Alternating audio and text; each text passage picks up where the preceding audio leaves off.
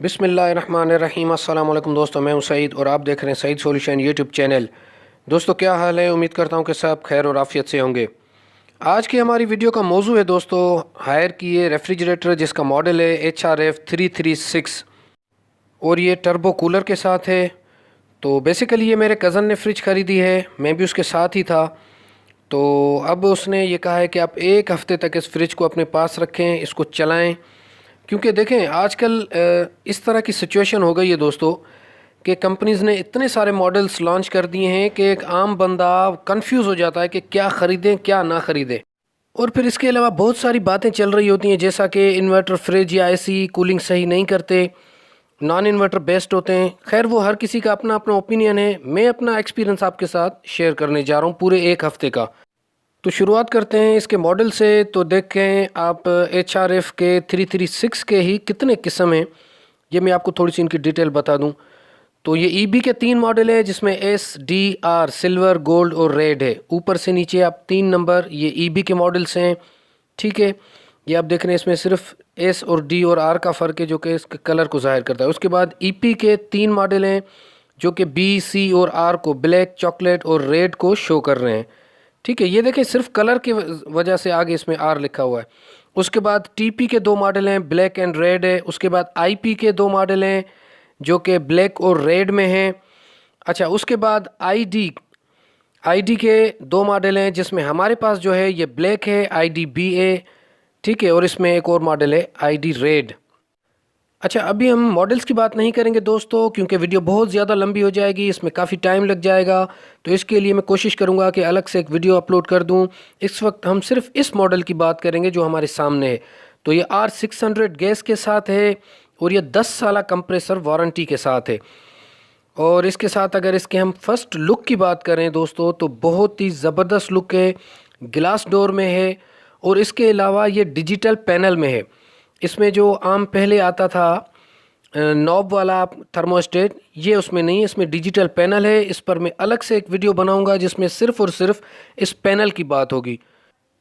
अभी सिर्फ इसकी क्वालिटी की बात होगी और इसकी परफॉर्मेंस की बात होगी, प्राइस वगैरह और बाकी चीज़ें जो मैं एक हफ़्ते में कर चुका हूँ वो आपको बता रहा हूँ। तो सबसे पहले इसके डोर को देखें कि इस डोर की थिकनेस बहुत ही अच्छी है और इसके ये ग्रिप जिससे हम इसको खोलेंगे। उसके अलावा ये नीचे वाले डोर में लॉक आपको नज़र आ रहा है। अच्छा, ये लॉक भी बहुत अहम होता है, किसी किसी घर में इस लॉक की बहुत ज़्यादा अहमियत होती है।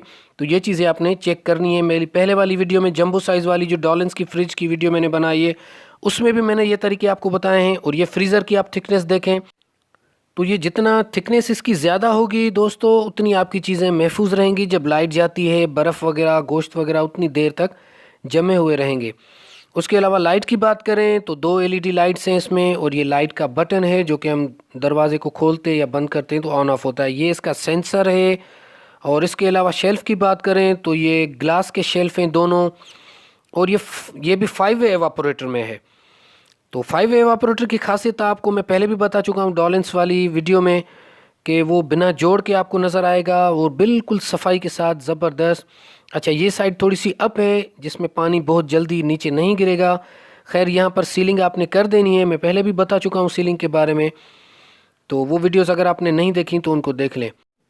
अच्छा, इसके साथ एक छोटी सी बात आपके साथ शेयर करता चलूँ दोस्तों कि आपने हमेशा इस तरह के स्टिकर, पम्फलेट वगैरह हर फ्रिज के साथ या हर प्रोडक्ट के साथ लगे हुए देखे होंगे, तो लाजमी उन पर अमल किया करें, उनके मैनुअल्स को पढ़ा करें। अच्छा, मैंने भी इन सारे इंस्ट्रक्शन को फॉलो किया है, उसके बाद जाकर मुझे रिज़ल्ट मिला है जो मैं अभी आपके साथ शेयर करने जा रहा हूँ। तो नीचे वाले शेल्फ़ की बात करते हैं तो ये इसका नीचे की साइड का सेंसर है और इसके अलावा ये LED लाइट है नीचे वाले पोर्शन की और ये टर्बो फैन। अच्छा, इस टर्बो फैन का काम ये है कि ये जब सर्कुलेशन करता है तो कूलिंग पूरे कंपार्टमेंट में यकसा हो जाती है। कंपनी का ये क्लेम करना है, तो इससे यकीनन कुछ ना कुछ तो फ़ायदा होता होगा। उसके बाद ये वारंटी कार्ड आप देख रहे हैं और इसमें एग ट्रे और आइस क्यूब ट्रे वगैरह और ये स्पैचुला जिससे हम इसकी आइस वगैरह खुरचने के लिए काम आता है। इसमें कभी भी आप मेटल की कोई चीज़ नहीं लगाएंगे। अच्छा, ये ड्रेन की लाइन जब चौक हो जाए तो इससे आप क्लीन करेंगे। अगर कचरा ज़्यादा नीचे तक चला जाए तो उस पर मेरी वीडियो बनी हुई है पहले से। अच्छा, उसके अलावा इसमें फुट एडजस्टिंग दी है दोस्तों, अगर आपको कोई एक साइड इसकी अप डाउन करनी है तो आप कर सकते हैं। कलर ये मुझे बहुत पसंद है, ये जिस तरह आपको लग रहा होगा कि इसमें कोई लेदर की शीट चढ़ी हुई है, तो बहुत ही नाइस कलर है ये। अच्छा, उसके अलावा ये स्पेसिफिकेशन आप यहाँ वीडियो को रोक कर देख भी सकते हैं, इसकी पावर कंजप्शन वगैरह। अच्छा, यहाँ तक जो भी हमने चेक किया है उससे सेटिस्फाई हैं, इसकी क्वालिटी और हर चीज़ उसमें कोई फ़र्क नहीं है। और ये गैस्केट भी रिमूवेबल है, ये रह गई थी तो मैं अभी आपको बता रहा हूँ, इसके भी बड़े फ़ायदे हैं। लेकिन अब कहानी यहाँ पर ख़त्म नहीं होती दोस्तों, तो अब हम इसकी टेस्ट करने लगे हैं परफॉर्मेंस। तो उसके लिए हम इसको चलाएंगे अपने इस यूपीएस और सिंगल बैटरी के ऊपर, जिसके साथ सिर्फ 100 वाट की 3 प्लेट्स लगी हुई हैं। तो चलें इसको स्टार्ट करते हैं और देखते हैं इसकी परफॉर्मेंस। यूपीएस को मैंने बाईपास कर दिया है और उसमें आप देख सकते हैं कि सिर्फ ये फ्रिज का स्विच लगा हुआ है और हमने इसके बीच में ये अपना क्लेम मीटर भी लगा दिया है। सॉफ्ट स्टार्ट होने की वजह से ये आराम से स्टार्ट होगा, टार्क लोड इसका नहीं होता। और इस वक्त आप देख सकते हैं कि ये सिर्फ 151 वाट पर चल रहा है, ये वाट शो हो रहे हैं 151। अच्छा, इसके साथ याद रखें दोस्तों कि जब आप नई फ्रिज लाते हैं तो उसको सबसे पहले अपनी जगह पर सेट करें और 3-4 घंटे तक उसको छोड़ दें। उसके बाद उसको जब आप चलाएं तो बिल्कुल खाली हो और इसकी जो सेट पॉइंट है उसको आप मैक्सिमम कूलिंग पर ले जाएं।